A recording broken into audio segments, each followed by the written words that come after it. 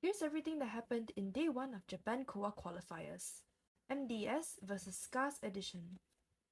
We see an Enchantress, Forward, Puppeteer, as well as Meteorologist pick from the side of MDS survivors, and a Peddler pick from Scars Hunter's side for the BO1 match in Red Church. Peddler goes after Puppeteer, who spawns in Church, and manages to do a decent kite with the help of Enchantress before going down. Clean rescues from both Meteorologist and Forward help the survivors to achieve a 3-man endgame. Forward unfortunately gets chipped and doesn't manage to kite until dungeon opens, and this results in a tie match. Moving on to Scar Survivor side, we see a Gardener, First Officer, Magician, as well as Enchantress pick, and an Ivy pick on the side of MDS Hunter. Ivy goes after Gardener, who spawns above Graveyard while using Yitan to infect other survivors. She ends up using Blink to get the first hit on Gardener, who eventually goes down after reaching 100 corruption. No damage rescues from both First Officer and Magician, as well as a nice rebound kite from Gardener with the help of Enchantress, led to a 4-man endgame situation.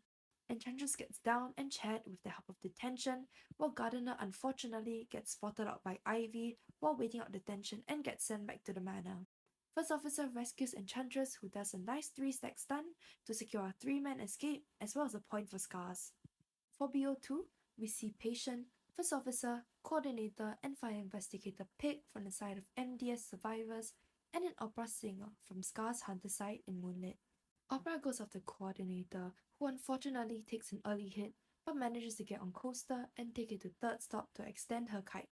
Coordinator uses the gun, but Opera manages to blink and down the Coordinator before the gun registers and gets Chad.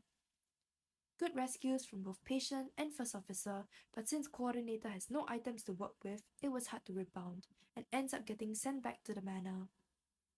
Opera chases and downs Patient next, and teleports to Fire Investigator, who gets down and Chad in order to pressure the last cipher. First Officer does a no damage rescue since Opera focuses on trying to down Patient, while Fire Investigator primes the last cipher at 4th stop. Patient gets down and Chad, while First Officer does another no damage rescue as well as a nice body block, and the last cipher is popped, giving MDS a 3-man endgame situation.